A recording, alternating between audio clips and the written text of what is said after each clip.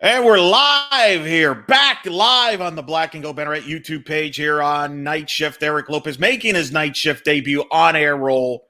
Bryson Turner. Bryson, how you doing?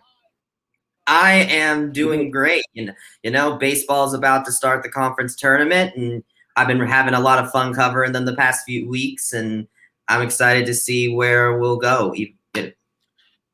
All right, so we're going to preview the American Conference Championship, which gets underway 9 a.m. on Tuesday morning. All right, whatever. Double elimination tournament. UCF will break down their draw and their bracket and sort of kind of talk about what Bryson has seen from this team over the last few weeks. And then I'll have my post-mortem on UCF Softball as Bryson tries to cheer me up as UCF was eliminated in the regional final against Florida State. So we'll maybe have some thoughts there. Plus, we got tennis players playing in for NCAA championships. They're playing in singles and doubles championships. That's going on as we're talking as well. So make sure you can send us some questions, not only here as during the show, but of course on Black and Gold Banneret. You can follow us at UCF_Banneret. Go to blackandgoldbanneret.com for all the latest coverage, including some of Bryson's work covering UCF baseball. Baseball coming off a sweep of Houston. And Bryson, that's what we're going to begin. UCF obviously ending the regular season, ending at 500 for the season. It's been a challenging season for Greg Lovelady and company. They are the 5 seed in the American Conference Championship. They will play Cincinnati, the number 4 seed, at 9 a.m. They are in the same draw as East Carolina, who's the regular season champion, the number 1 seed overall, who will play Memphis on Tuesday. That will be 47 minutes after the UCF Cincinnati game, which starts at 9 a.m. And then you've got on the other side of the bracket, Tulane is the 2 seed. They will play Houston, the 7 seed, and then Wichita State is the 3 seed. They will take on South Florida. So that's kind of how the bracket is, basically. But, Bryson, let's first start with the Houston series. I know you wrote about it. People can read that right now on blackandgoldbanneret.com. But just summarize what jumped out at you about the Houston series for UCF. What really jumped out at me was just how hard it was for both teams to score runs. I ran the numbers, and if you divide up the number of half innings, 13% of them had a score involved, meaning that scoring was a very rare occasion. So for instance, I would say that really the key to the games, they all really came on these little moments. For instance, Jordan Rathbone, 3-run home run in game 1. That ended up being the only scoring they had all game. And then in the bottom of the first inning, I don't remember which game it was, but Houston starter Carter Henry gave up 5 runs in the bottom of the first inning, and that was it. That was all UCF needed in order to get the win there. So really, what really jumped out at me was just, the great performance from both pitching staffs and just how hard it was for them to score runs. No question about it. So you had a chance to talk to Coach Lovelady. You were in the post-game presser as they're going in. What is their mindset going into this conference tournament? How do you think they feel going into it? They get a sweep. They get to 500 overall. But they also know they have to win this tournament for their season to continue into postseason. Otherwise, the season ends this week in Clearwater. What do you think the mindset is for this team going into Clearwater? Well, when I talked to Lovelady, it was, and I'm paraphrasing him here, that he isn't, running around being proud of being 500. But he does realize that it did give his team something to play for in this last series. So going into this one, he said that he doesn't really need anybody to go above and beyond what they need to do. And so he seems to be just taking a very straightforward approach of just everyone be able to get to do their jobs and go for it. So yeah, we'll see how that goes against Cincinnati. I mean, they split the regular season series against them, so anything can happen. They got to win the conference tournament if they want to move on in the postseason. No doubt about it. Of course, you had also a chance to talk to Jordan Rathbone. When you look at the highlights of the UCF season, Jordan Rathbone is at the top of that list. Describe Jordan Rathbone, and what did you get a chance to talk to him about? So I got the chance to talk to Jordan Rathbone yesterday. Great interview. You can see it on the Black and Gold Banneret YouTube channel. And basically, we kind of talked about the Houston series, his overall career at UCF, and then of course his expectations for the conference tournament. And basically, he talked about how it's been a long 2 years for him because of course last season was cut short because of the pandemic.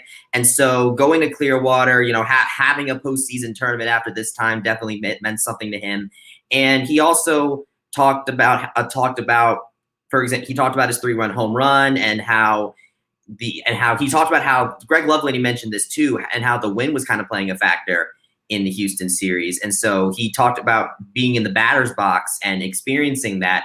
And from what he told me, I found this kind of interesting, is that through the wind, he didn't think that if that ball had not been hit to left field, it probably would not have gone over. If it had been hit into center field, it would have probably been blown back and fallen short of the fence, at least according to him.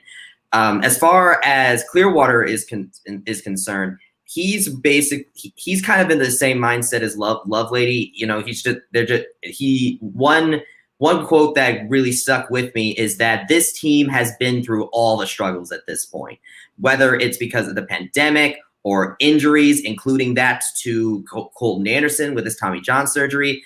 And I would kind of be inclined to agree with them. This, especially considering they were performing so well before the pandemic happened, this team has really been through a lot. And so going into the conference tournament, I mean, it feels like that this team is a lot more hardened than it is. And I think that getting this sweep against Houston is a major confidence booster. No question about it. Let's talk about some of the opponents that UCF will face and could face in this tournament. They're going to open with Cincinnati. They split a 4-game series in Cincinnati. Probably the most well-known game of that 4-game series was that wacky 20-10 win for UCF in a game that I think UCF walked 20 times. They faced a Cincinnati staff that has struggled this season. They have an ERA 5.76 as a staff for this team. They have walked a ton, 253 batters to say the least on there. But they have a good offense, Cincinnati does. Jace Mercer, 9 homers, 32 RBIs. Paul Comistic, 7 homers, 39 RBIs. Cole Harting, 10 homers, 33 RBIs. Griffin Merritt, 10 homers, 38 RBIs here. Bryson, this could be a wild game here. I'm so fascinated because these two teams, and I know you talked to Coach Lovelady about this. They had played a 10 a.m. game earlier this year in Cincinnati. That was due to weather. They had to moved it up earlier in the morning because of weather in Cincinnati. But you could have a game here at 9 a.m. I'm fascinated if both teams have the energy. Could we see a shootout, a similar game type of deal where it's like a 10-6, 12-5 game? Both teams obviously kind of saving their ace. What's your thoughts on this matchup? Well, I look back at that Cincinnati series and I took notice of each game. Like obviously that 20-10 game was a major outlier. Although what I did notice is that Hunter Pattison, in his only action against Cincinnati this season, he pitched in that 20-10 game as a reliever. He went for 3.2 innings, allowed 6 hits, and only 1 run. Considering all of the runs that were given up in that game, Hunter Pattison only gave up 1 of them. So now that combine that with his return to this rotation, which has been amazing so far. And I think that as far as the Cincinnati offense is concerned, it'll be interesting to see them go against a pitcher that they probably would not have expected to face, especially since, if Colton Gordon was not hurt, we would probably be seeing him here. Yeah, no, I agree. And that's the big question there for the Knights is, do they have enough depth pitching-wise, Bryson? That's been, I think, the question most of the season. They've had some injuries. Obviously, Colton Gordon at the top of that list.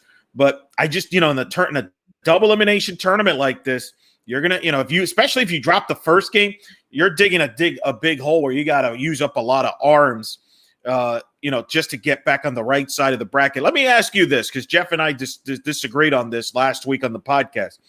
He was good and wanted UCF to be on the same bracket as East Carolina because he felt that if they can get to that game and they beat East Carolina, that swings that momentum in the run to the championship. Whereas I believe I would rather be on the opposite side of the bracket with East Carolina because you get a better, easier path to get to the championship game. And then at that point, you've got a chance to maybe get the bid, win the automatic bid with, playing your best game against a team. If you end up playing East Carolina, a team you split with, and if you don't play East Carolina, that means somebody knocked off East Carolina on the way to the championship game. What's your opinion on that? Well, I would say that I have to lean toward, I would say that I kind of fall somewhere in the middle, maybe a little leaning towards Jeff. And this is why, because East Carolina is not the only big fish that we have to face here. Tulane and Wichita State, both great teams that have given UCF some trouble in their regular season. Personally, I think that no matter which side of the bracket UCF is on, they're going to have to face a team that has a lot of talented guys and ways to give them trouble. I mean, heck, Wichita State, they did better in their series against East Carolina, where they split the series, than they did in Wichita State, where they only won one game against them. So I would say I lean a little bit towards Jeff in that regard. Interesting note, since Tulane was swept by Cincinnati in this 4-game series, which has knocked Tulane outside the field, at least on the projections. D1 Baseball came out with their projections on Monday. Tulane's RPI is currently 77. This has kind of been a down year, Bryson, for the American in baseball. We'll talk later about softball and the great year they've had, and not only for UCF, but for the league. But baseball, it's been a quirky year. You mentioned Wichita State. They got off to a great start. Eric Wedge, the former, Major League Baseball manager, they struggled then. Then Tulane looked like the clear-cut number 2 team. They got beat up by East Carolina. They're limping down the stretch here. This league, it's kind of struggled to identify itself as far as who's the second and third best teams. It's kind of been wide open after East Carolina. East Carolina's the clear-cut team. And what is weird is one of the teams that played East Carolina the best this year was UCF when they split with the Pirates. So it's a weird league in that regard, but I think everybody other than East Carolina is going into this tournament thinking we have to win this tournament to make the NCAA tournament, which is very rare because this league is usually a top 5 league and is a 3 to 4 bid league. Yeah, I would agree with you there. And when you mentioned about, Tulane sweeping Cincinnati, and that means that Cincinnati is also coming into this tournament after a 4-game sweep, coming in pretty hot, and they're going up against UCF. So yeah, I mean, I wouldn't say like you basically don't want to overlook any matchup, even Memphis with Hunter Goodman at the plate all the time. I'm looking at Cincinnati game. I've looked at their series with Tulane, and I looked at who they pitched in game 1 because Lovelady, of course, said how he pitched Hunter Patterson for a couple innings in game 1 in Houston to save him for this game against Cincinnati. I took a look at Cincinnati's game 1 to see who they sent out first, and they did the exact same thing, and they did it with Garen Shanley. I think that's how Lovelady pronounced it.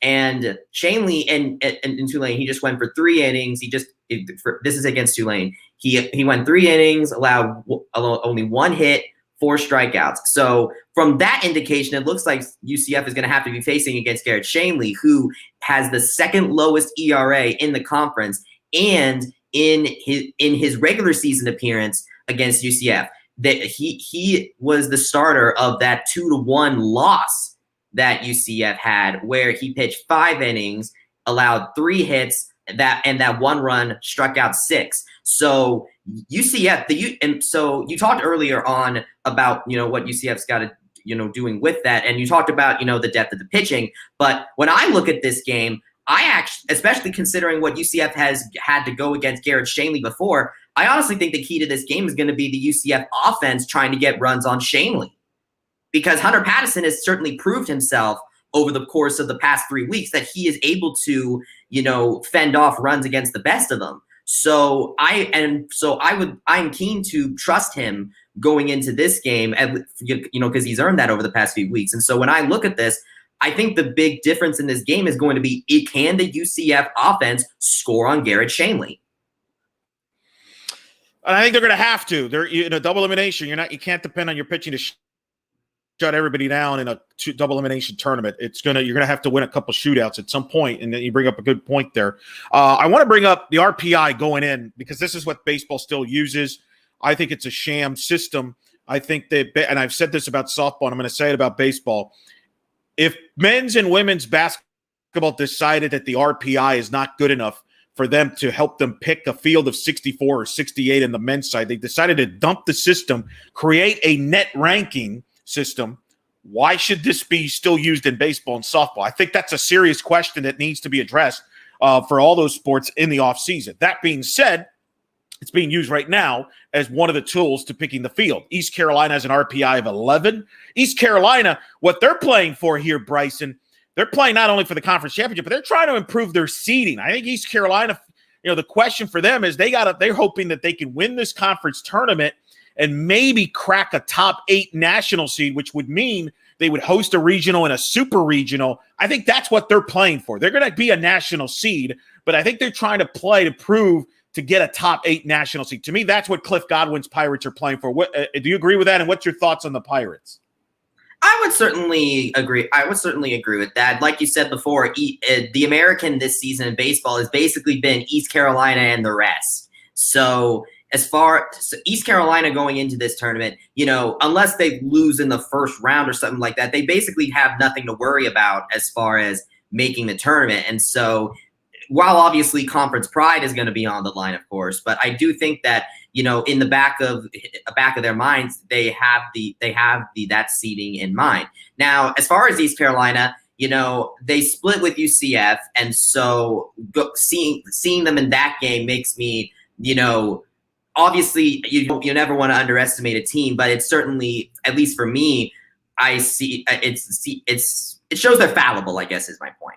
But that said, they still have plenty of threats to have, Gavin Williams being, of course, one of them. So I think that I would say you're pretty much on the money.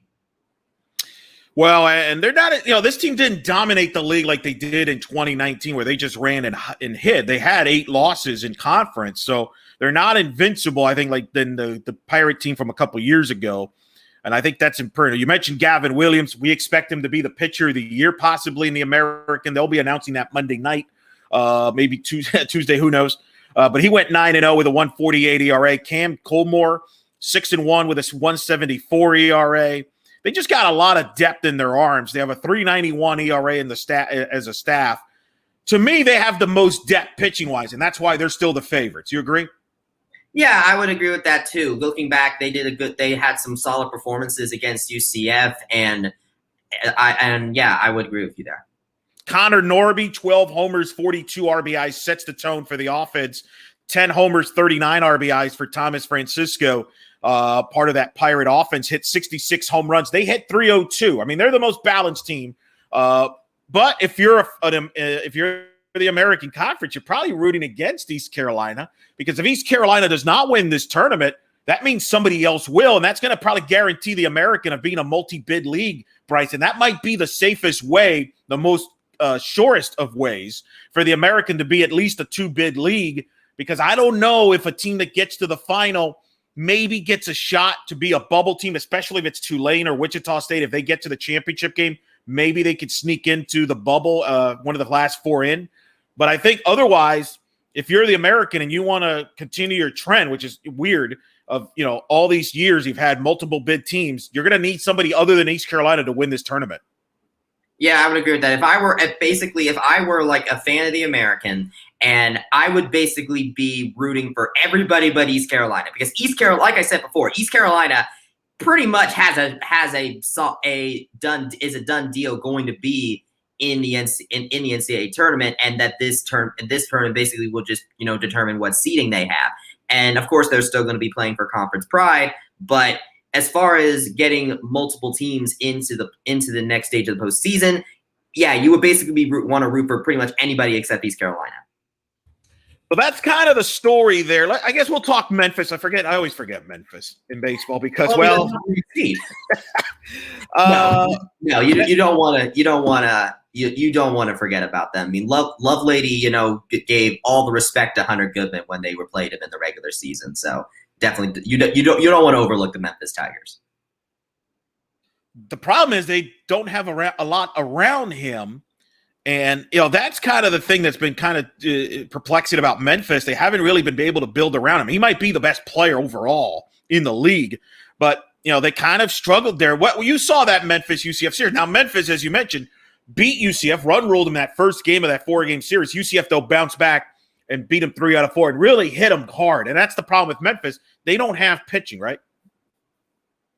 Yeah, I would agree. I mean, if I would say that beyond Chris Durham, who was the one that started that first game, then yes, I would agree with you. However, one thing, what this tournament format allows that I actually got into this a little bit with Jordan Rathbone, is that the tournament format allows for better rest as far as pitching is concerned. So, of course, this really applies to more of the bullpen, but I think that it'll be very interesting to come into this tournament after so many weeks of these 4-game series, because we've seen bullpens, have to stretch out a little bit because a lot of people will be coming in and pitching off of, not long of a rest. So the chance of, if say UCF beats Cincinnati, they will not play on Wednesday and play on Thursday, again, if we win against Cincinnati, which, of course, is major because it'll give the relief pitchers of that game rest and some rest for Hunter Patterson as well, which could be important. So I'll be very interesting just to see how the format differs from the 4-game series, and we'll see if that makes an impact. Hunter Goodman to 21 homers, 49 RBIs, 311 average. The problem is, the next best hitter for Memphis, Ian Bibiloni, hit 263.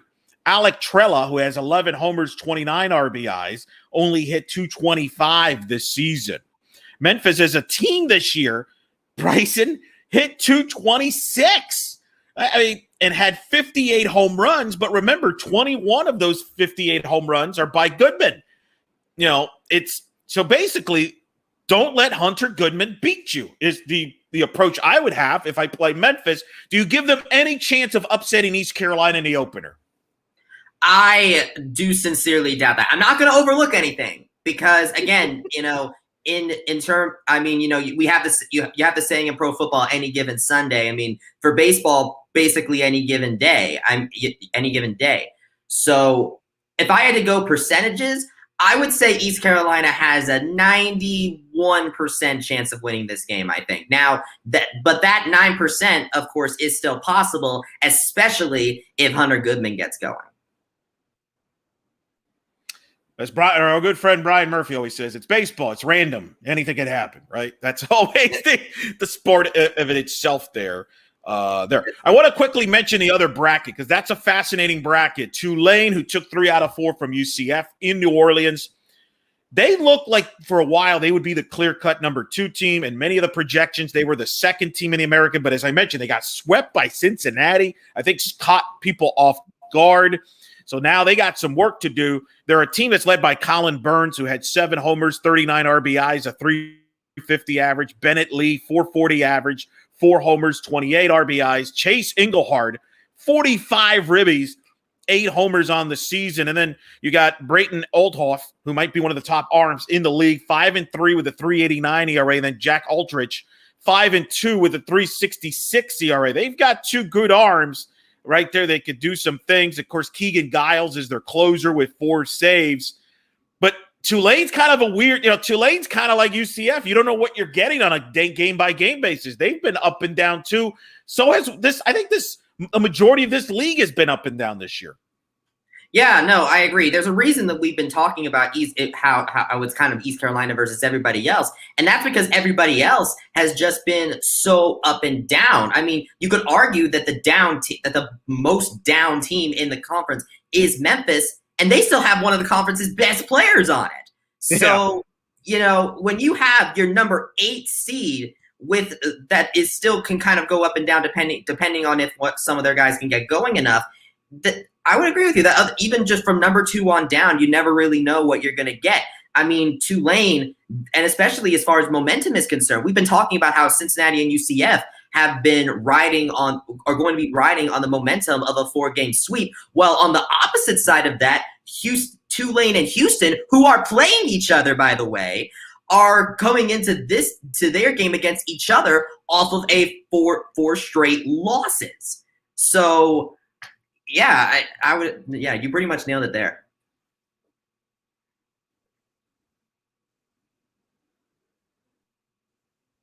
Yeah, you're right. 4-game sweep is what you there is. You covered the Houston series. What the heck happened to Houston? This has been a team that's been a perennial contender in the American, a postseason team. Everything just went wrong for Houston this season. Their RPI's in the 200s. You just saw them. What happened to Houston? Basically, it's my question. I didn't see one pitch of the series. I was obviously busy doing softball. But what the heck happened to Houston in baseball? I would say that it really falls on their batting. I'm looking at the stats for Houston. I'm looking at the batting stats in the American and about who has some of the best bats. And I am not seeing a single Houston name for a while on this list. Here it is. The highest batting average for Houston is Tyler Bialmowitz, and at 256. And I'm sorry, no, it's Dylan Post at 262, and he's at number 31. So the fact that Houston's best batter is number 31 overall, it does not speak very well to Houston's offensive capabilities. That said, though, they do have a couple of pitchers up near the top. You have Robert Gasser, who has a 2.76 ERA at number 5 overall, and they even have Ben Sears with a 4.66 ERA at number 11. Of course, that's all relative. But even with just Gasser, they do have at least a good pitcher on there, and their pitching was put on display, of course, in the 4-game series with UCF. And again, the reason why UCF though was able to sweep them was because of the fact that they were able to manufacture enough runs. It was because obviously the Houston pitching, they can't win the game alone if the offense can't get their butt in the gear, and the offense never could get their butt in the gear. So as soon as Houston's pitching were able to give an inch, UCF was able to take it and run with it.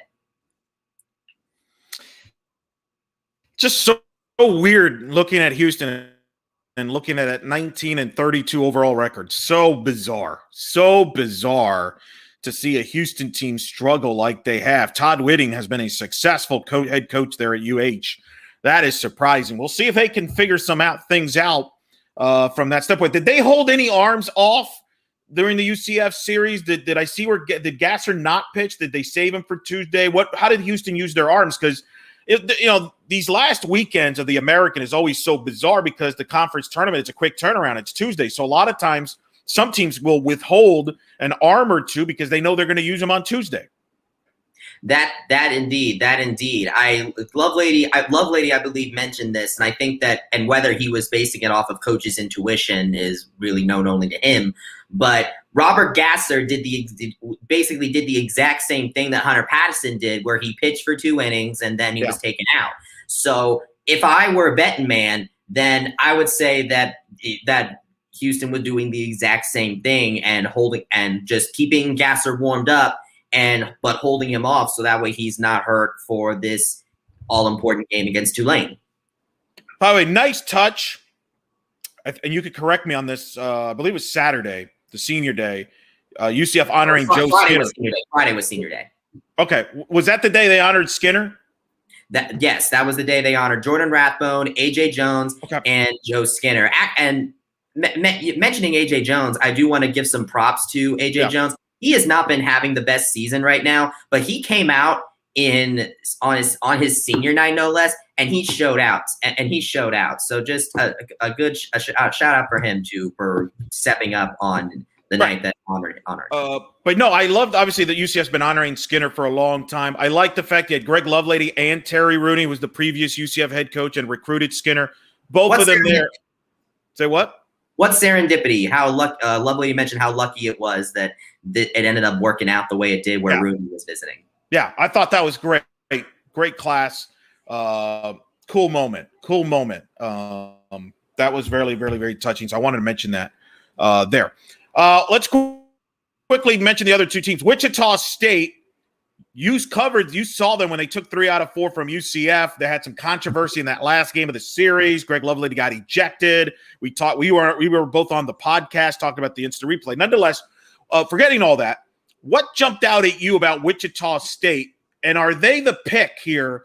They're kind of my pick to win this side of the bracket and get to the championship game. Do you like Wichita State in this bracket, in this side? I would say that Wichita State is my pick, if only if Tulane doesn't get their butt in gear. Because obviously Tulane is still a very dangerous team, but my money, if I were a betting man, I would put it on Wichita State because they managed to be a lot more consistent in terms of their bats and arms. For looking at their bats, they've slipped. Noticed that they slipped a little bit since their time against UCF, but of course you still have Jack Sigrist, Hunter Gibson, and Paxton Wallace still all threats in the top 20 batting averages in the conference. As far as pitching goes, you can't go wrong with Jace Kaminska. He has the 4th lowest ERA in the conference with 2.64, and when he pitched against UCF, absolutely eviscerated him. So I would agree that Wichita State is probably the team to watch, at least on that side of the bracket, unless Tulane is able to get their butt in gear. And Tulane's got, to me, has a tougher first game because of, Houston does have the ace, and that's the uniqueness about these type of deals. And then South Florida, the quote unquote host team, if you will, under 500 for the Bulls. They had some COVID issues during the season. They were kind of up and down a little bit as well for the Bulls. They're a team that they're still kind of 268 averages in offense. Roberto Pena, 10 homers, 33 RBIs, 257 average. Carmine Lane, 328, 8 homers, 35 RBIs there. And then from an arm standpoint, they're ace. They don't have that dominant pitcher like they did a couple of years ago with McClanahan, who's now with the Tampa Bay Rays on there. I think South Florida is kind of I just don't feel like they're a big threat here. I don't know anything stands out to you about South Florida here. I think the only thing that stands out to me is while they don't have a dominant pitcher, they have dominant pitchers, multiple. Because looking at the top 10, look at four of the lowest ERAs in the entire conference in the top 10. Four of the top 10 belong to USF. So as far as depth of pitching goes, like if USF ends up in the loser bracket, like if they are pushed back against the wall early, then I still wouldn't count them out if they lost the first game because they have that pitching depth to them. Now, sure, obviously, that you don't have that one guy, but the thing is I think that as far as you couldn't really go wrong with any 4 of them, especially since they've all been in the top 10. Now, of course, USF, looking at the batting side of the equation, that's where things are a little bit more iffy. And like I said with Houston, they were not able to really get their bats in gear, and that was one of the reasons why they lost to UCF. So I think the key for USF is that they basically just need to get some momentum going offensively. And if they can get that done, then I don't know. I would honestly say USF might be a good candidate for as far as a dark horse. If they, again, though, it's just as far as... You read my... So give me, that was the next question I was going to ask you. Do you have a sleeper for this tournament that could come out of nowhere? A couple of years ago, Cincinnati, even though they were a high seed, nobody really thought they could win the tournament. They did. That's how they got into the tournament. Who's your sleeper team that could come out of nowhere here and you might surprise and steal this title? Is it South Florida that you like as a sleeper, a kind of a lookout that could be coming out of nowhere? I think so. And the reason I say that, and the only reason I say that is because UCF and Cincinnati are entering this tournament with momentum. I think that they both have, while obviously, they're both like 5 and 4 seeds, so they're not going to be odds-on favorites or anything, but there are some aspects to them that give them credence for a deep run if they can get going. USF, though, I think is a team that maybe might be a little more unassuming, if only because they don't have like that one dominant guy that East Carolina might have in Gavin Williams, Cincinnati and Garrett Shanley, or even our case with Hunter Patterson right now.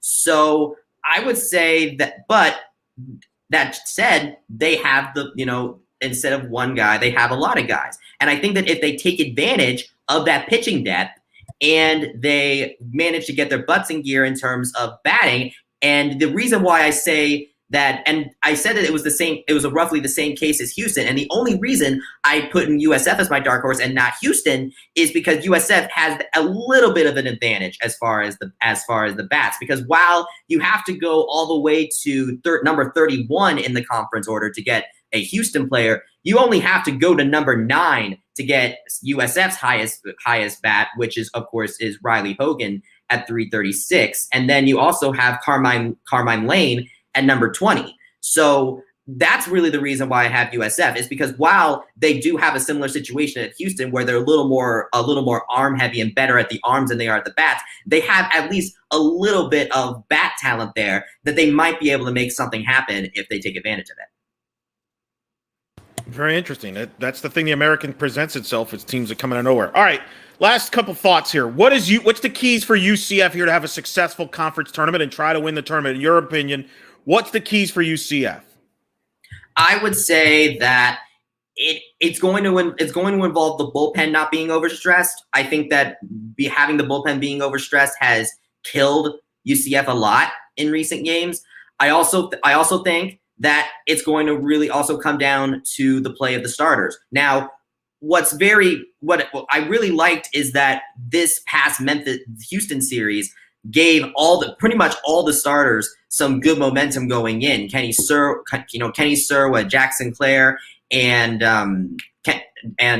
Zach Hunziger were started in the last rotation. And Hunziger, by the way, just want to mention him really quickly, has really stepped up with the injuries in the rotation and did a great job there. So while I don't know who would be the next guy up if Patterson, once Patterson pitches and he has to rest for a little bit, I think that the key there is you can't just rely on Hunter Patterson. You got to, the other starters have to be able to step up. And the reason why I'm not just completely, I'm a little more optimistic than I probably would have been had we gone straight from the Wichita series to the conference tournament is because this Houston series has allowed these starters to be able to really get some good work in. Even AJ Jones, who even though he came in in relief, he's been a starter for a lot of this season, and he went 6 innings and did a pretty dang good job of it. So I don't know. Again, UCF is one of those teams that can kind of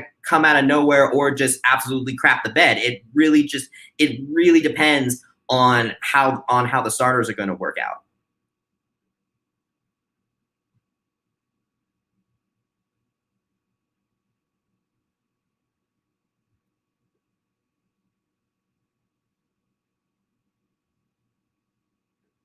Uh-oh, Eric, did you mute yourself? Yeah. So we're thinking Patterson gets the ball. Yeah, technology. Yes. Sorry, I was scared for a second there. No. I mean, your synopsis of UCF unpredictability would kind of have me speechless there. But an accurate way to describe 2021 for them. We think Patterson gets the ball Tuesday. What do we think after that? If you had to predict, what do you think the order of the arms are? And some of this might depend on who they play, right? It could come down to matchups. Yep. Oh, no, I would agree there. I would agree there. If I were, let's see, now predicting a number 2 starter, like pretty much anything, this was even the case with Colton Gordon. Pretty much anything after game 1 has kind of been a bit of a hit and miss. If, some things have been really messed around a little bit, especially when Colton got hurt. Now, I consider one of the biggest saving graces of this season is that Hunter Patterson was able to step back into the rotation when he did. And because he's managed to take that game one spot because as soon as Colton got hurt, what you're going to do, none of the other starters really kind of had that game one potential, but who did have that game one potential back in the fall and early winter, according to Coach Lovelady, Hunter Patterson.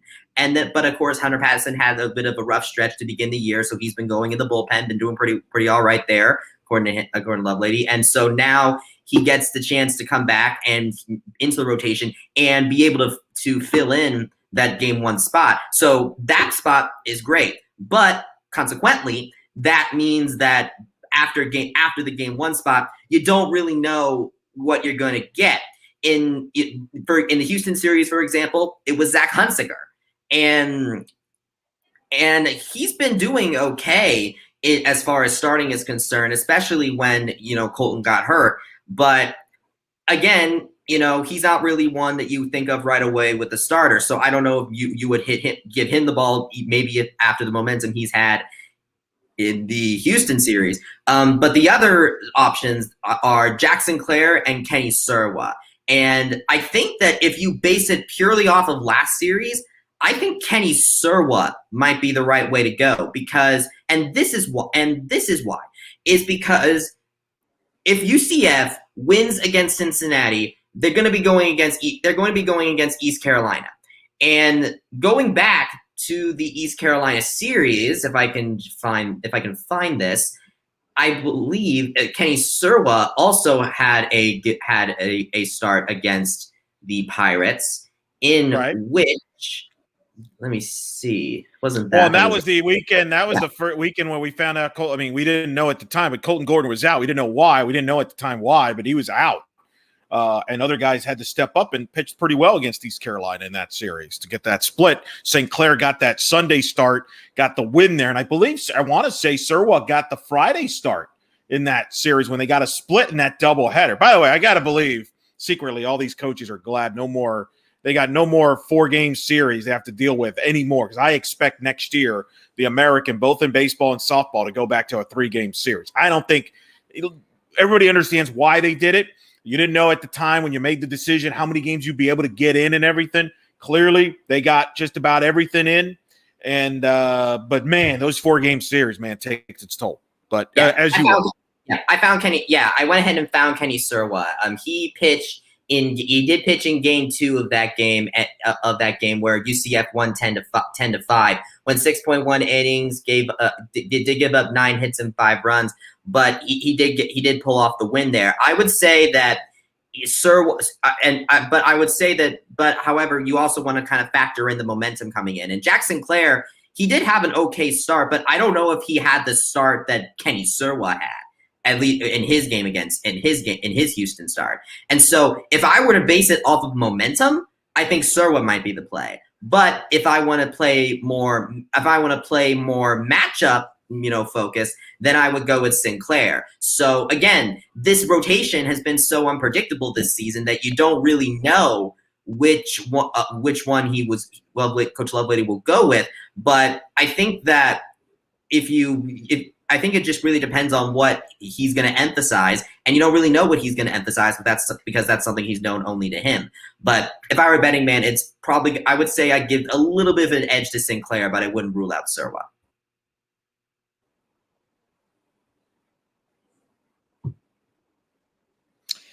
I think predictability, that could be what this conference tournament turns into. Should be fascinating. 9 a.m. Eastern start time.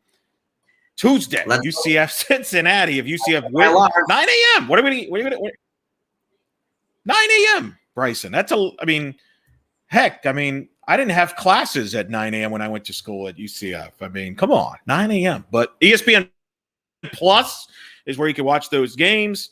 If UCF wins, they play Thursday. If they lose, they play Wednesday in, I believe, 3 o'clock window. Correct? 3 o'clock window either way for those? I think so. Yep, both games are that. If they play Wednesday, if they lose, they play Wednesday against the loser of Memphis and East Carolina. And if they play Thursday, it's the winner of Memphis and East Carolina. So if you're a UCF fan and you're keen on sticking around after a 9 a.m. start time, then you have a game that might definitely pique your interest, since it will determine who you're going to play in your next game. Minor League Park, great park there at Clearwater, where the Phillies play their spring training games there. Keep it here on Black and Gold Banneret. Bryson will be say what? Rathbone called it one of the more beautiful places in the world in our interview. I just thought that would be a nice. I've been there. He's correct on that. He's very correct, especially Frenchies over at left field. Great. We'll have coverage on blackandgoldbanneret.com all week. We'll have it on our YouTubes. We'll have the post games. We have Greg Lovelady post games from the Houston series, all 4 games from all 3 days on our Black and Gold Banneret YouTube page. Make sure you subscribe, as well as all the post games from obviously Bryson's exclusive interview with Jordan Rathbone, by the way, is also on the Black and Gold Banneret YouTube page. That will be posted as well as on our page here, where you'll get these episodes on the blackandgoldbanneret.com site. And that and much more. So keep it here for the coverage of UCF baseball. We also had coverage all weekend of softball. You have Cindy Ball Malone's post games there as well. UCF softball season came to an end on Sunday. They got to the regional final in Tallahassee. 5th time for the program. They've been to a regional final. Unfortunately, they dropped to Florida State 2-0. UCF season ends at 41-19-1. They make the NCAA tournament for the first time since 2016. They did pick up a couple wins in this regional. They beat Auburn, which is probably the most dramatic game of the regional, holding on to a 5-4 win on Friday. But then they lost to Florida State 3-0, beat Kennesaw 2-0. Aaliyah White with the shutout to get him to the regional final. But then UCF gets shut out on Sunday against Florida State. They were getting no hit by the Knowles ace, Catherine Sandercock, up until the 6th inning when Denali Shoppocker broke it up with a triple. So, Bryson, I know you got questions. My quick thoughts on the regional. It really came down to Florida State's pitching, which was ranked 9th in the country in ERA, doing a good job of eliminating the extra base hits from UCF's offense. UCF's offense feeds off getting extra base hits, doubles, triples, homers. I compared it to a football team that offense that depends on chunk plays and feeds on that momentum and that energy. And Florida State only gave up 1 extra base hit against UCF in the 2 games. That was the triple by Shoppocker. And if it's real simple, you don't score, you're not going to win. You could tie, as we learned this year. They could tie, but you can't win. And then that's a frustrating end for UCF, but still a great season for the Knights at 41-19-1. You've got questions though, so I will now serve as the man that will be answering all on the hot seat, as you will be asking me questions. Yes. So I would say, so as far as, I mean, you had to have thought that this regional was getting off to a good start after the Auburn game. It was. I mean, that was a wild game. UCF got that 5-run second inning. Shannon Doherty had a big game in that game. Auburn came back. Aaliyah White in relief gets the win. She gets that double play to end it with the bases loaded and 1 out in the 7th inning, throwing to Ornelas to Esparza to turn that double play. One of the magical defensive plays in UCF softball history in the postseason. No question. A great start to beat Auburn, to avoid playing in the elimination game early on Saturday. It got them to the winner's bracket game, but unfortunately, one of the curses of UCF softball now, they've been to 8 NCAA tournaments. They are, when they have advanced to the winner's bracket game, they have lost all of them. They lost a winner's bracket game to Florida in 2008. They lost the winner's bracket game to Florida in 2010. They lost a winner's bracket game to Florida State in 2015. And they lost the winner's bracket game to Florida in 2016. And, of course, this year to Florida State. They have not been able to win that winner's bracket game, which has forced them to play an elimination game later that day and then try to win twice on Regional Sunday Championship Sunday. That's been the bugaboo for this team, unable to win that winner's bracket game and get themselves in position to be within 1 win of the Super Regional. They've only done it once. That was in 2008. And that was because UCF won the Sunday game with Allison Kime to force the if necessary game. But that's kind of been the bugaboo. But you know what? No, you don't score in 2 games against Florida State, you're not going to win. And that was a big part of the story there. But it did get off to a good start against Auburn. Yeah, I actually have a very funny story because while I did not watch a pitch of the softball games going on, I was following it. It was the Saturday game against Houston. I was covering that game, and I was with Brian Murphy in the stands. He was in the audience as well, and we got to strike up some nice conversation there. A Murph cameo? Yes. Wow. Murph showed up. Jeff Sharon made a brief appearance over where we were to talk a little bit. Where was my invite? You were too busy engrossed in your softball, as you should be. As you should be. Yeah,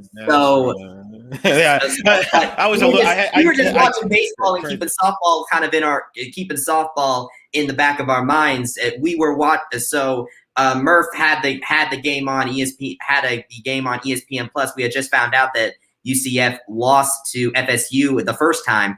And so we were then turned our attention to the Auburn-Kennesaw State game. And of course we were rooting for Kennesaw because we didn't want to have to go against Auburn again. And that was just really fun that was just a really fun experience to be able to watch that baseball game and then have the softball game, the Auburn-Kennesaw State softball game there, because of course the implications that would have. And then UCF, of course, would have to go against Kennesaw, and they did. What would you say was the major, because I think one could easily see the major reason that FSU ended up winning both times was because they managed to just keep the Knights offense at bay. What happened with the Knights offense during those two Florida State games? Well, I met a couple things. I mentioned earlier, I thought Florida State did a good job keeping the UCF players off the base pads and not hitting for extra base hits, doubles, triples, homers. They kept basically the hits they gave up were singles, except for the shot puck or triple. The other thing is UCF couldn't get the running game going. When they got on base, they couldn't really steal on Florida State. That's been the other part of the UCF offense. Florida State did a good job controlling at least Volpe and Denali's shot pucker at the top of the order, especially Volpe there a little bit. And, UCF didn't hit a homer in this regional. Now, this offense was not at 100% healthy. Obviously, Kennedy Searcy, who has been their leadoff hitter for most of the year, got hurt during conference play. That really hurt this offense. Obviously, they have another big bat that's out and was during down the stretch in the season that was their best power hitter in Georgia. So just a combination of those things, this offense was not full strength. And I think it caught up with them in this regional. With Florida State, with their arms, Watson and Sandercock and Kalen Arnold. This UCF team, when they were successful, they overpowered teams. Think back to the 2 wins against Florida in the regular season, Bryson. They out-hit Florida 5-0 in homers. This team, by the time we got to Tallahassee, yes, they have a couple players that can hit for power, but they didn't have the depth from a power. So they had to play more small ball, and Florida State kind of took that away as well. And it turned into a pitcher's matchup. And, Gianna Mancha had a perfect game going into the 6th inning. And then Florida State hits a solo homer to go up 1-0, break up the perfect game. And, I think UCF's offense pressed a little bit. And, that's kind of the story what happened with the offense. Yeah. So as far as what's next, because obviously it's a heartbreaking way to go. And I think that a lot of that also comes with the fact that there are a good amount of seniors on this softball squad. I mean, coming from baseball, while of course one cannot be a little disheartened by some of the things that this team has gone through this season, especially with what they did in the shortened pandemic season, there is solace in the fact that there's a lot of young faces on this team. We might be losing Jordan Rathbone and AJ Jones, but that means that you still have a lot of guys there like Alex Freeland, Andrew Brait, John Montez, Hunter Pattison's a freshman. So, you still take solace in the fact that they're a very young team. That's not the case with softball. You have Aaliyah White, who's a redshirt senior. You have Jasmine Esparza, who only was able to stay because of the extra COVID year of eligibility. Gianna Mancha, Shophocker, Bejanaro, Tuggy London, Justine Molina. I could go on a while. Well, yeah, it is worth mentioning. Everybody has an extra year, both baseball and softball. So, for example, Denali Shophocker, who's a senior, will be back. She's already intended she's going to be back. She's in grad school. She's going to use that year and play at UCF. Okay. Here's what I will say. The only 3 seniors that we know for sure is done is Aaliyah White, Kira Klarkowski, Jasmine Esparza. Now, some of the seniors you mentioned probably will move on because you got to move on after softball. You got, the world doesn't wait for you, right? So some of those might leave. Some of them might be back. We don't know that. Keep in mind also, Bryson, one of the big stories, not just in softball, but in college athletics, is the transfer portal. And with the extra year and you got incoming classes coming in across the board, I think you're going to see players transferring out and transferring in. And I think you're going to see a lot of movement in all sports, not just softball, baseball. You've seen some of this already in football and men's basketball. And I think you're going to see some of this in softball, maybe even baseball, because of the numbers game. So I think you'll see some new faces from UCF probably in the transfer. That's just my opinion. I haven't talked to anybody about it. Would it surprise me if some players on the roster depart? No, because I think this is the new age of college athletics. I think the days, Bryson, of, hey, this team returns 18 players. And I think it's a month-to-month thing. I think every team's roster kind of will evolve, and we can't just assume everybody's back or not back. So I think that's going to be interesting. But I will say this. Yes, they have a lot of seniors, but they also have a lot of youth. Kennedy Searcy will be back. Shannon Doherty, it's just a second year. She'll be back. Jada Cody, who I think is maybe the best all-around player they have. She can play D offense. She's young as well. You look to keep those three names in mind. I think those three youngsters, alongside the veteran like a shot pocker, you got Carissa Ornelas, the catcher, coming back. Molina might come back. I don't know. If she does, that would be huge because she's good defensively at second. I don't know. But Cody, Doherty, and are the couple, and then Searcy coming back. That's the glue of that offense that I think why UCF will still be in the mix and one of the favorites in the American next year and try to make another push for the NCAA tournament. Adding a veteran like Shotpocker. They got some players too, Katie Burke, who didn't play as much because there was so much depth. I think we'll play more next year, possibly. We'll see. And then you got Elise Volpe, who got some action here late in the year. So while, yes, they will lose some players, I do think they have a core there coming back they feel good about. The biggest question, who replaces Aaliyah White in the rotation? Yeah, that was my next question. That was my next question for you. Yeah. Is that you mentioned that there might be some players that come back because of the extra year of COVID eligibility, but that's not the case with Aaliyah White. And Aaliyah White has been one of the faces of this team for a good while. So how do you replace somebody like Aaliyah White? Well, it's not easy. She broke all the records, significant ace. Gianna Mancha has a year left, even though she's a senior. I would assume she'll be back. Let's just assume she is. Let's assume. And then you have Brianna Vasquez. They got a lot of young freshmen in there. Some of them have to grow up. DeVoe, a lefty they like a lot. I know Grace Jewell, but we'll see. We'll see how the pitching staff. I don't know who's coming in from a recruiting class. We don't know. Who knows? Do they go after an arm in the transfer market? Who knows? That could be a possibility. We've seen that, Bryson, with Lovelady. AJ Jones and Serwa were both transfer guys. So I think you're going to see in baseball and softball in particular, arm pitching, you could see some movement pitching arms because that could be, there's going to be a lot of arms out there. And I wouldn't be surprised if you see a new arm coming in via the transfer market to add on to this staff they have. But I think that is the biggest question. Who replaces the Aaliyah White, the intangible, the leadership that she brought? 99 wins in her career, 22 of them this year. That's going to be the big question for them offensive pitching-wise, is who replaces that. Mancha, obviously her credentials are right at the top. Vasquez, has potential there. They got some freshmen there as well. They have to grow up, as I mentioned. But then do they make another move for an arm? I think to me, that's going to be the most interesting thing about the offseason for UCF in that regard is the, how that pitching staff looks come when we get to fall ball. All right, I do have a couple more questions about softball, but I do have a breaking news story from men's tennis because I've been I have just some background for those watching. I have two screens going right now. I have my laptop, which is what I'm talking with Eric on right now, and then I have my other laptop my main monitor that I'm connected to that I have some information on to reference. And also I've been following the men's tennis singles tournament with junior Gabriel DeCamps, who was playing Florida senior and Andy Andrade. They just finished that game and Gabriel DeCamps just won in 2 sets. First set was 6-1 for DeCamps and the second set was 6-4. So Gabriel DeCamps is moving on to the third round of the men's tennis singles tournament. Breaking news there. Eric, I think you muted yourself again. The deepest run by any UCF tennis player all time, Sweet 16.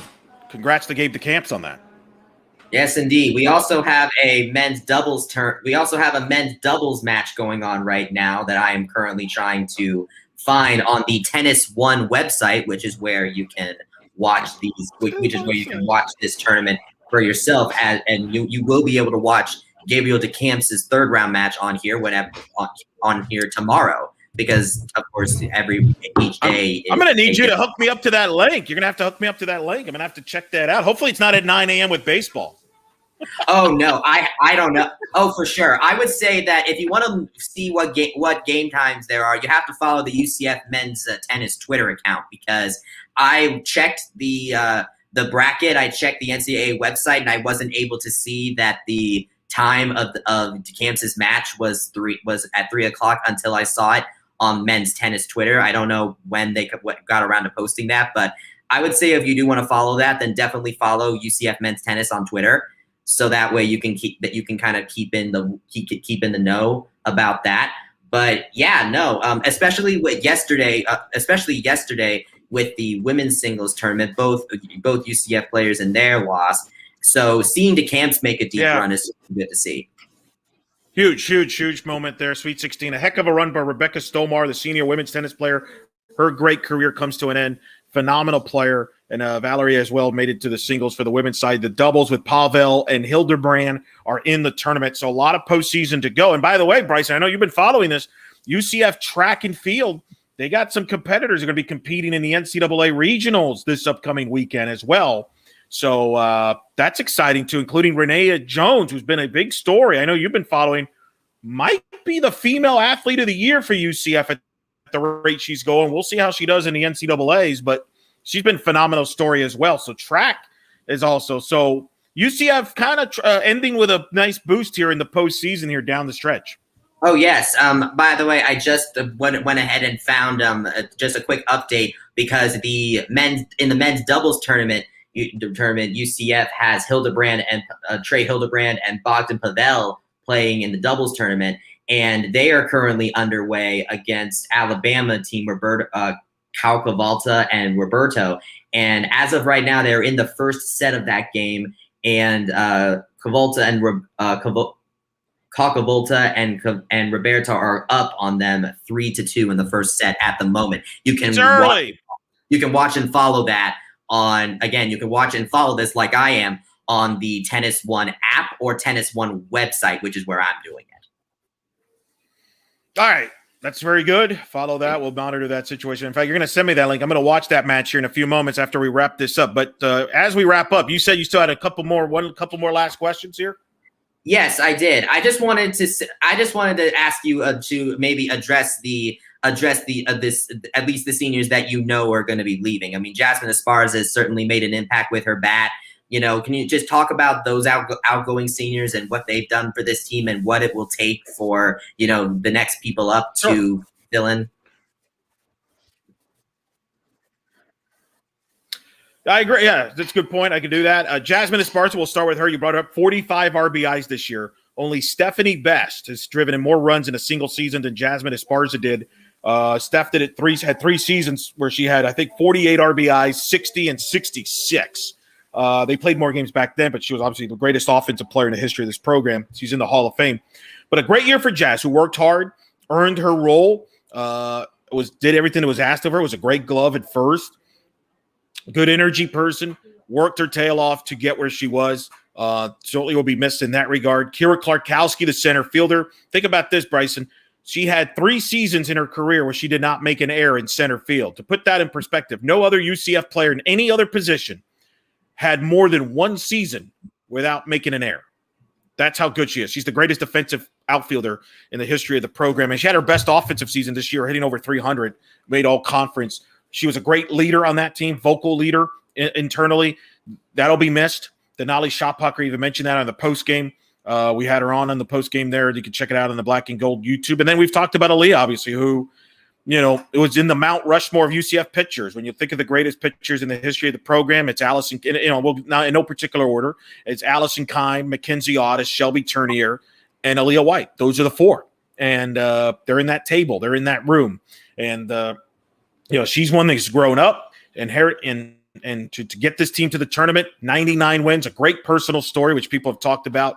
My interview with Sammy Kincaid about her story, being a premature birth, was Aaliyah, is on our Black and Gold Banneret YouTube page as well. Very special group of seniors. Glad they got to finish their careers in the NCAA tournament. They've earned that. And it extends this UCF streak, Bryson, of a senior class for UCF that's played 4 years or more, because now we got to throw in or more in the sentence, has at least made one NCAA tournament appearance, every senior class at UCF softball. So that streak continues, and that's exciting to keep that going. But those three intentions will be sorely missed. It'll be very strange for me to write a lineup, and they will not be in it come next year. That will be very bizarre. But huge impacts, three of the best nights. Aaliyah will certainly be in the Hall of Fame in 10 years or so. And I think, Kira has a great, this, Bryson, from being a baseball fan. Defensive players never get the respect in those type of things. I mean, there's a reason why some of the defensive players in baseball, we kind of have to wait forever for the Hall of Fame, because you have a bunch of amateur fans that all they care about is offense. But there's more to the game than offense. And that's why I've always enjoyed watching Kira play the outfield. And Jazz at first. Jazz probably alongside Brianne Javier is the two best first basemen defensively. And Jazz brought the offense towards the second half of her career. So that's going to be sorely missed. If I had to guess, and this is very dangerous to guess right now because the roster, they'll be added. I would assume Shannon Doherty would play first next year. They have other options. Juliana Wilson could play first.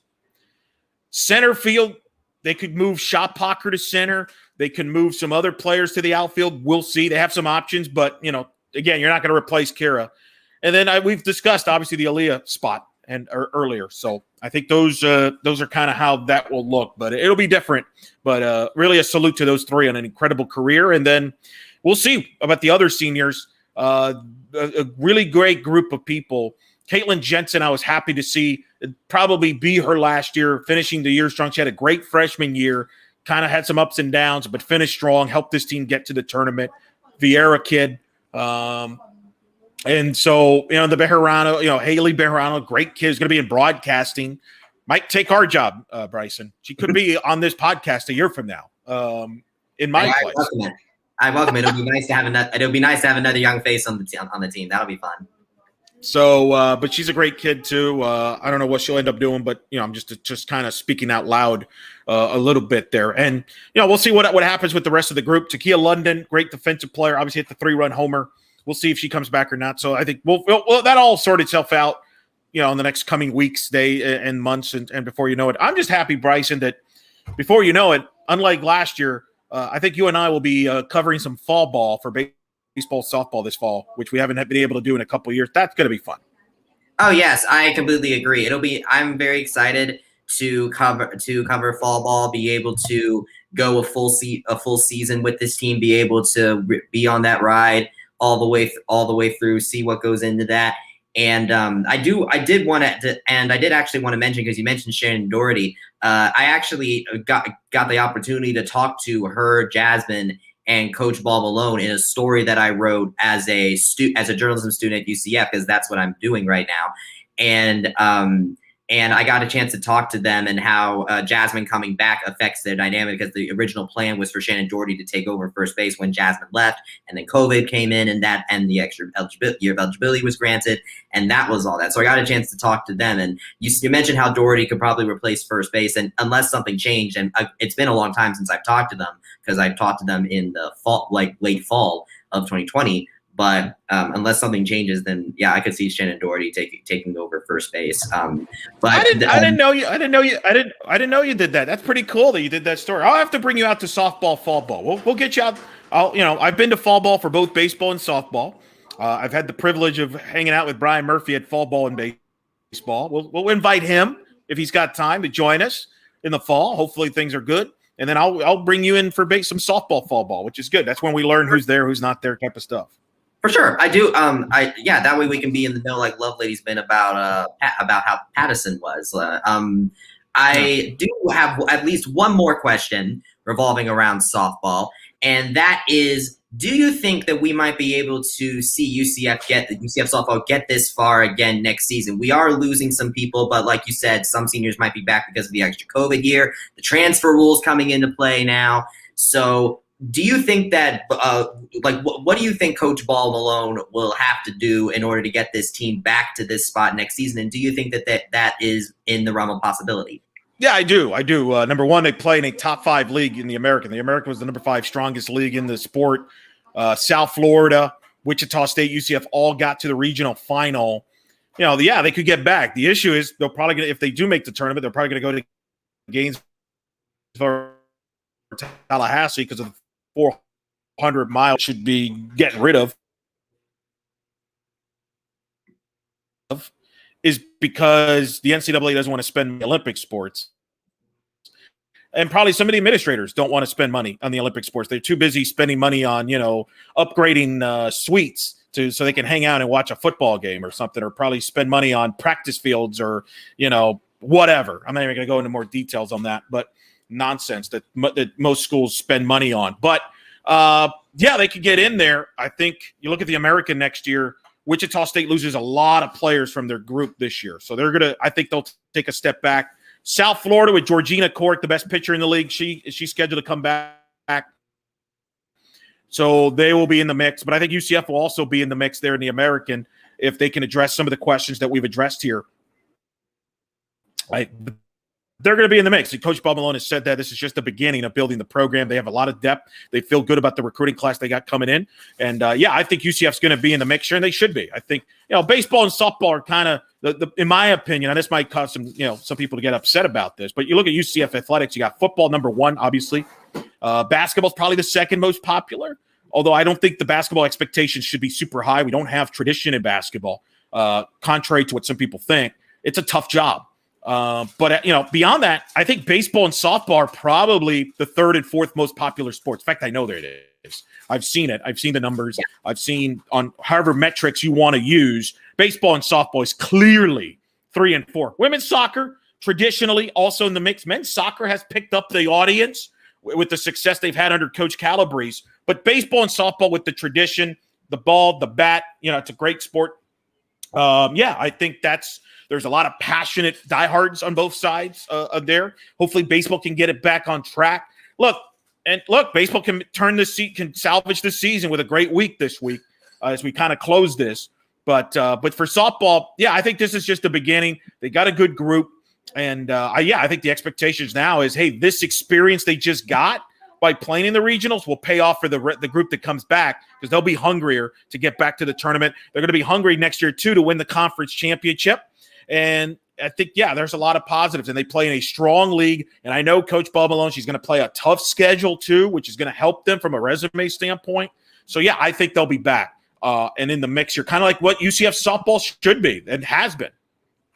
Yeah, I would say the only thing I would add to that is I would say obviously I don't see them, this sport usurping baseball and softball as the number 3 and 4 most popular sports. And you can kind of, they could probably swap between 3 and 4 sometimes.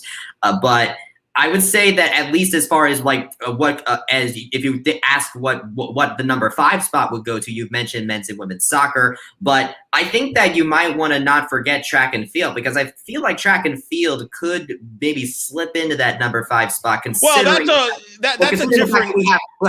And the reason I say that is because of the presence of Renaya Jones. I mean, Renaya Jones is a redshirt freshman right now, and she's already running Olympic trials level times. So with her on the team for conceivably the next few years, I'm sure we'll hear from her here on the Black and Gold Banneret at some point. But with her there, I would say keep an eye on track and field for a little bit. It's not there right now, but I would say keep an eye on track and field for that number 5 spot. Well, that's a different category. I was talking more of a popularity and people tuning in interest standpoint. But as far as on the field performance and stuff, you're right. Track's had a great history. In fact, UCF's most recent national champion that was not decided by a computer was track and field. Ariel Scott won the NCAA national championship in 2013, the 60 meters, I believe. That's why she's in one of my top 10 female athletes of all time at UCF. She was a national champion. And to your point, Bryson, Renaya Jones, just a freshman, who knows, could be someone that brings home a national championship to UCF. Or if Gabe DeCamps doesn't beat her to it, Gabe DeCamps, you just mentioned, is in the Sweet 16. He has a chance to bring a national championship to UCF. And I think I'm glad you brought that up, and it's a good way to close because, everybody focuses on football and I blame a lot of some of the media and the newspapers in particular that just want to write columns like, oh, why is people Team Tebow this? And nobody cares about that stuff. And nobody pays enough attention to some of these great athletes that UCF produces on all these sports, from a McKenna Melville in volleyball, Renaya Jones, track and field, someone like, Yannick Ertl, the goalkeeper, men's soccer, Aaliyah White with a great story. There's a lot of great stories in UCF, Gabe DeCamps in men's tennis that doesn't get covered by a lot of the media. We do at Black and Gold Banner, and a couple other outlets does as well. Sons of UCF, our good friends, do that as well. But yeah, I was just going to say, that's our job. That's our job. And I wish the other media would, but they're too lazy not to. And they just kind of go for the easy story. And they'll use the excuse, well, that's what people are interested in. No, they're not. No, they're not. And there's a reason why a lot of newspapers are not being read and are kind of struggling. And that's why numbers are down for them, because they're covering stuff they want to cover, not what the public wants. We provide information and news. And I think our audience, a lot of UCF alums in particular, because I've told people have told me, are always interested in seeing how their fellow UCF athletes are doing. And that's, we got some great stories here. Part of a great athletic department, a department that Danny White wanted to be a top 25, and I think Terry Mahadra wants to keep that going. And I think they're kind of on that pace there. So I'm glad you brought that up, because you're right. There's still some big stories here down the stretch here, and not only the next few weeks, but in years to come. Oh yeah, for sure. I think that honestly, and we mentioned how the baseball, how the AAC Conference Baseball Tournament is going to be on ESPN Plus, and I think that that even though you mentioned that the media and the newspapers maybe might undercover other sports, the good news is with the rise of streaming, there is a way for these other sports to get out there. Like the AAC Golf Championship was on ESPN Plus, and I watched that for a little bit. Yes. I of course was covering the rowing was right. Yeah, and like I actually if you'll entertain, I actually printed out the bracket for the baseball tournament. I had this right here, and as you can see, I just highlighted where UCF was able to play here. But basically, every other game besides the championship game is on ESPN Plus. So with the rise of streaming, I think that perhaps we'll be able to at least present these sports that people want to follow, but other people might. And it's made a difference. Yeah, for sure. It's made a difference. And then of course you have Renaya, and then of course you have Renaya Jones. If she does indeed go to the Olympic trials, then I'm sure she'll get a lot of eyes on her there. So agreed. And you're right. ESPN Plus has been huge. As somebody who's broadcasted the softball games, I noticed the difference. There was a big difference. People watched more than a lot of people that normally wouldn't watched. You could watch all the UCF sports there. It's been a really successful year from that standpoint, and a big plus for the Olympic sports as well. So we'll see. With all that being said, we could be finding out some.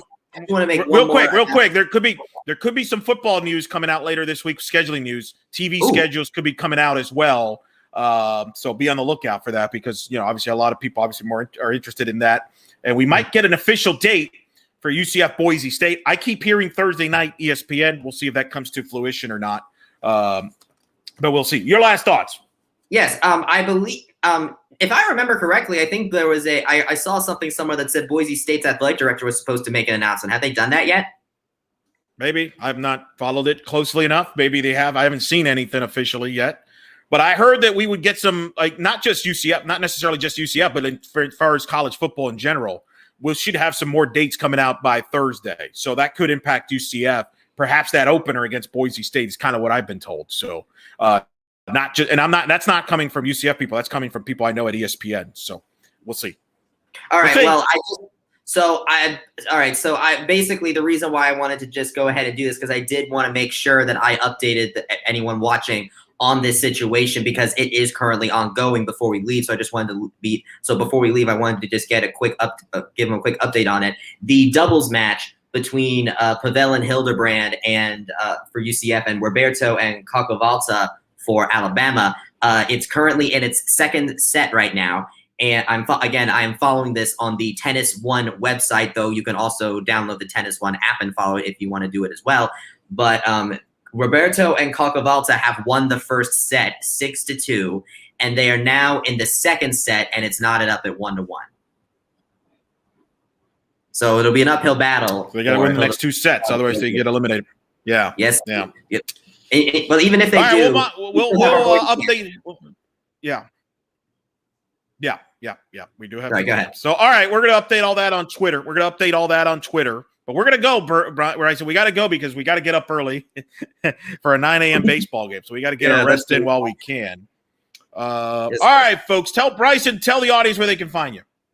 You can find me on my Twitter at It's Bryson Turner. That's where I pretty much post all of my UCF related Black and Gold Banneret content there. Of course, you can follow the Black and Gold Banneret Twitter because it all goes there eventually. I have my story up about the Houston series on the Black and Gold Banneret website right now. And if you guys are interested in that and wanting to read what baseball's been up to, then go ahead and check that out. Should be fun. This was fun, Bryson.